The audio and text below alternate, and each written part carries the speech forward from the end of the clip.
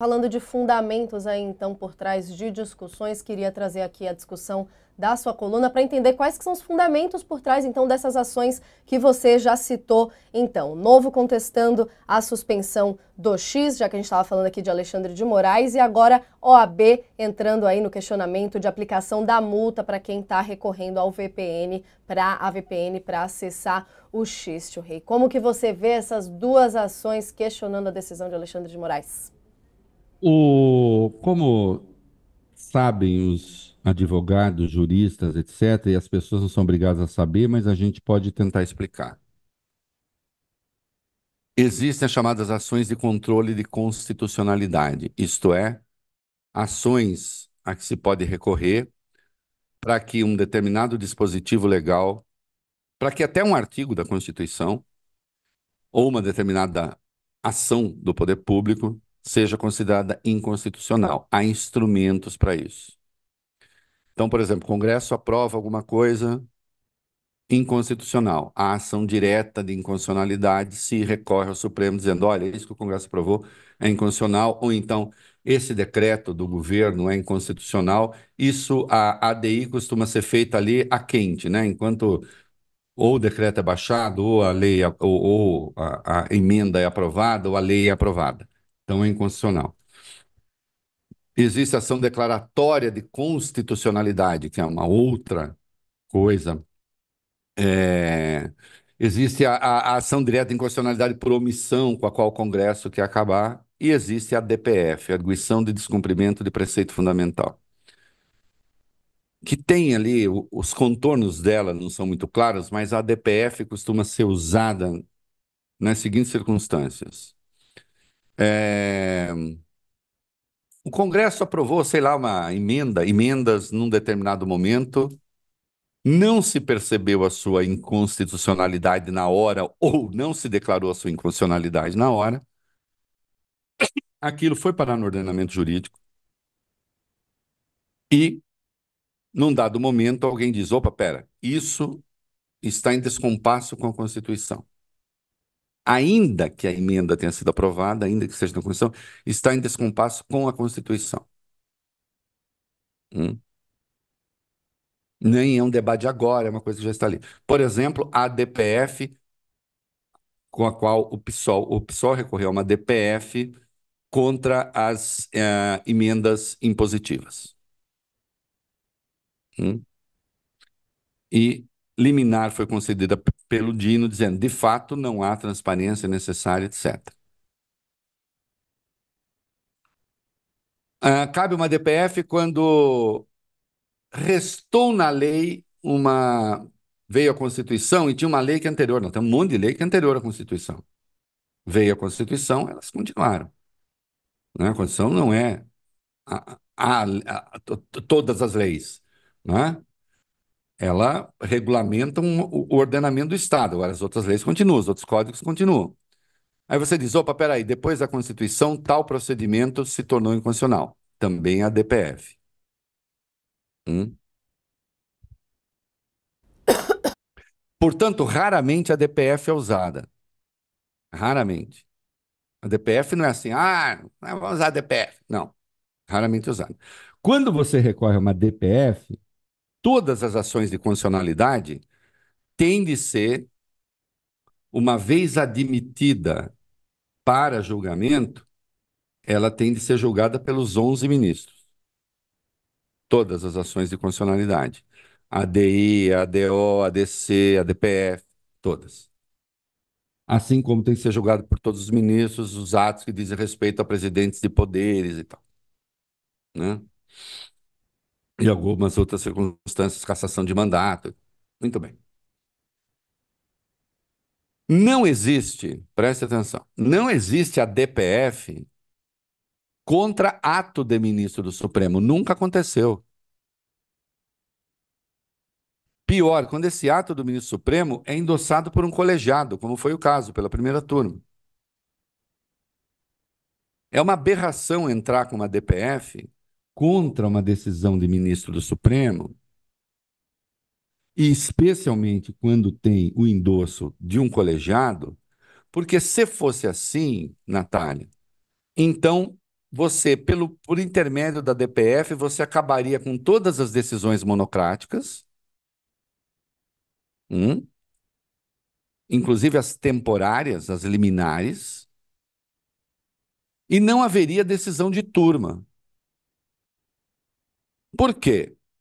Porque se eu perdi, se eu estou descontente com o voto do ministro, então eu vou entrar com uma DPF, porque aí eu obrigo todos os ministros a se posicionar. Eu deixo de reconhecer a autoridade do ministro para as decisões monocráticas, as decisões liminares. Nós vamos acabar com decisões liminares no Brasil, não é? E a turma deixa de existir. Então, não existe a DPF contra a decisão de ministro do Supremo. Isso é uma aberração. O Novo fez isso em relação à suspensão do X. Agora, o Novo, ele fez isso e, ao mesmo tempo, o Novo publicou um troço dizendo: olha, na prática está dizendo, a gente está cantando e andando para a DPF, que a gente quer mesmo é a cabeça do Alexandre. E o Novo até fez uma frase maravilhosa. Como que é? Descumprir ordens ilegais é um dever. E quem disse que a ordem. Descobrir a ordem legal? Não. Descumprir decisões judiciais ilegais é um dever. Ah, então o novo se considera juiz dos juízes. Porque se é uma decisão judicial, um juiz tomou. Aí você diz: acho legal, não vou cumprir. Nessa hora você é juiz do juiz. Que foi o que o X fez. Ah, eu não concordo com a decisão, então não vou cumprir. Imagina se isso se generaliza. Então você, na sua vida, vai se relacionar com pessoas, você vai ter, você vai fazer contratos vida fora, vai comprar apartamento, ou já comprou, tem relações de trabalho, não sei o quê. Tudo isso é mediado pela lei. Você assina contratos. A pessoa vai dizer, não vou cumprir. E vai acontecer nada. Não vou. Né? Você sai na rua, alguém lhe dá uma porrada na cabeça porque não gostou da sua cara. Que lei? Não, não reconheço. Então, o novo, na verdade, ele não queria DPF nada. E aí falou, e a gente quer mesmo é o impeachment do Alexandre. Então, que o novo, que consegue ser mais abjetamente bolsonarista do que o Bolsonaro, o novo é uma espécie assim de Pablo Marçal com complexo de superioridade, né? O novo entrou com isso, certamente sabendo que o instrumento é descabido, né? E não está nem aí. O Nunes Marques é o relator. Agora, a OAB fazer isso, a OAB entrar com uma DPF contra a decisão de ministro, referendada por colegiado, mas isso é inominável. É o presidente da OAB, os diretores e os presidentes de seccionais. Mas isso é inominável. É depredação da ordem jurídica. É vergonhoso o que o faz. Porque a OAB não gosta do Alexandre, o Beto Simonetti não gosta do Alexandre. Todo mundo sabe disso, eles têm pendências. Beto Simonetti, que na reunião de 5 de julho de 2022, a reunião golpista de Bolsonaro, Bolsonaro disse que sabe que pode contar com ele. Depois Beto Simonetti disse, não, não, mas o Bolsonaro disse, nós temos lá uma pessoa e nós podemos contar com ela. Eu botei o vídeo hoje no ar, né? Então a gente vive.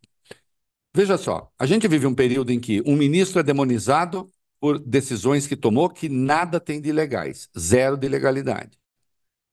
Nas decisões do Alexandre que vão insuflar o ato de 7 de setembro. Tem nada de legal, né? Eu, obviamente, concordo com as decisões que ele tomou de retirada das páginas que fazem apologia do crime. Ninguém tem o direito de fazer apologia do crime. O que é crime fora da rede é crime na rede, não é? A Economist, com o seu liberalismo que achava que cavalo sobreviveria, Sim, ele sim, não os carros, porque os carros ficariam sem combustível, o cavalo não, né? Porque sempre comeria um capim na beira da estrada. Que me perdoe com seu liberalismo boboca e outros, que acho que se pode falar tudo, né? Na linha de existem direitos que são absolutos. Não, eu concordo com as decisões tomadas pelo Alexandre, né? Mas isso é o de menos, porque concordar ou não, aí sim carrega certa dose de subjetividade. Eu quero saber se existe ilegalidade na decisão. Não existe. Se existe ilegalidade na forma como ele se comportou. Não existe, né? Até porque não se aponta qual é o artigo da lei que foi desrespeitado, nunca, né? Assim como não há nenhuma ilegalidade nessas decisões, né? Nem no que respeita a VPN, diga-se de passagem. Eu posso não gostar, mas não há. Trata-se apenas do efetivo cumprimento da ordem judicial. A justiça é um fundamento da justiça. A justiça busca a dignidade da decisão. Isto é, ela tem de ser cumprida. E os mecanismos para que sejam descumpridos têm que ser coibidos. Agora, de qualquer modo, né, isso tudo vai ser examinado no seu devido tempo, né? E mérito de decisão ainda tem de ser examinada. Agora, recorrer a uma DPF, sabendo que é um instrumento impróprio, então, e eu leio por aí que ó, os ministros podem reverter decisão de Alexandre. Eu não sei se pode reverter decisão de Alexandre, porque tem uma coisa. Eu não sei se o Nunes Marques vai admitir esses instrumentos. Se ele se ativer à regra do jogo, ele vai dizer ao Novo e à OAB: ó, vocês me desculpem, mas a DPF não serve para isso. E se, ainda assim, resolver julgar a DPF, obviamente a DPF vai ser rejeitada pelo Supremo. Eu espero que por unanimidade. E se não for por unanimidade, aí eu vou querer saber o ministro que eventualmente. Então, o caminho decente do Nunes Marques é dizer não cabe a DPF, porque nunca coube, nunca houve, nunca aconteceu. Justamente porque é uma aberração que eu estou demonstrando aqui. É uma aberração que na prática acaba com as necessárias decisões monocráticas, porque algumas podem não gostar dessa ou daquela decisão monocrática, mas algumas são necessárias. O habeas corpus é uma decisão monocrática, né? Nós vamos agora instituir a DPF contra a decisão de ministro? Decisão monocrática? Nós vamos instituir a DPF contra a decisão de turma? O ministro que votar em favor disso, será que tem noção da bagunça que estaria fazendo no ordenamento jurídico? Mas isso é de uma estupidez supina. Não me indigna que o novo faça. Eu espero as piores coisas do novo e o novo nunca me surpreende. E nunca me decepciona, oferecendo as piores coisas. Agora, a OAB, mesmo sabendo da militância da OAB contra o Alexandre, né? Agora, desrespeitar a regra do jogo assim, mas também não me surpreende, porque essa OAB que está aí está desrespeitando o jogo da própria sucessão, né? À medida que está tentando o continuismo do grupo que está no poder, né? São momentos realmente notáveis da vida pública brasileira, né? E, e sim, e não posso deixar de reconhecer que o Bolsonaro, no dia 5 de julho de 2022, quando disse que tinha um aliado na OAB, parece que, é, pelo menos daquela vez, ele não estava contando uma mentira.